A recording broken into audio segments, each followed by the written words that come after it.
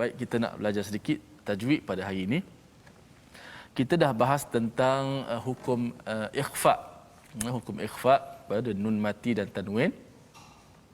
Iaitu nun mati ataupun tanwin bila berjumpa dengan 15 huruf-huruf ikhfa, maka kita kena ikhfakan nun tu.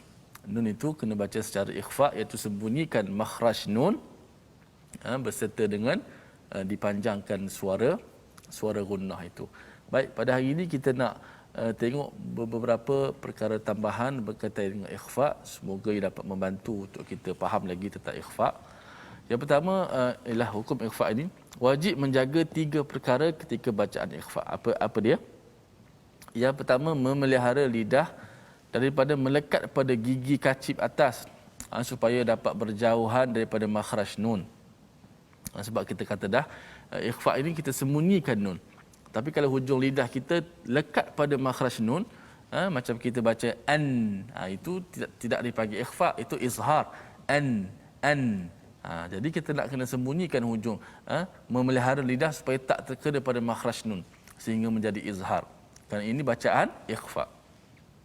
Yang kedua, wajib menjaga daripada berlaku mat ketika melafazkan bacaan ikhfa. Kadang-kadang ada yang takut-takut nak baca, sehingga bila dia ikhfa, dia menambahkan bacaan mat pula pada ikhfa. Contoh, antum, nun mati kan, antum, jadi dipanjangkan, ada alif kat situ. Sepatutnya nun bertemu dengan kaf. Contoh, ankum, ain, nun, kaf, ankum.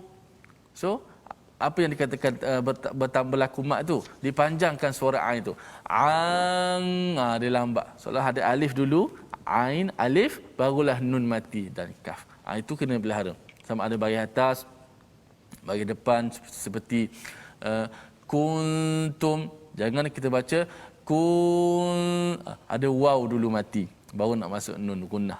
Tu silap, salah. Dan yang ketiga, menjaga martabat ikhfa. Ikhfa ini dia ada martabat dia. Dia ada yang kuat, dia ada yang sederhana, awsat, dia ada yang adna, yang paling aqal, yang paling kurang sekali dia punya kekuatan ikhfa-nya. Kerana kita tahu huruf ikhfa ni ada 15.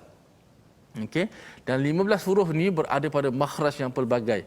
Ada yang makhraj hujung lidah yang dekat dengan nun, ada yang pertengahan sedikit di tengah lidah, ada yang paling jauh dengan nun disebut sebagai huruf qaf dan kaf.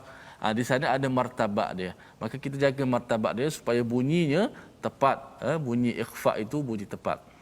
InsyaAllah ini 3 perkara sebagai asas untuk kita tahu. Kerana selepas ini kita akan latih satu persatu hukum ikhfa ini.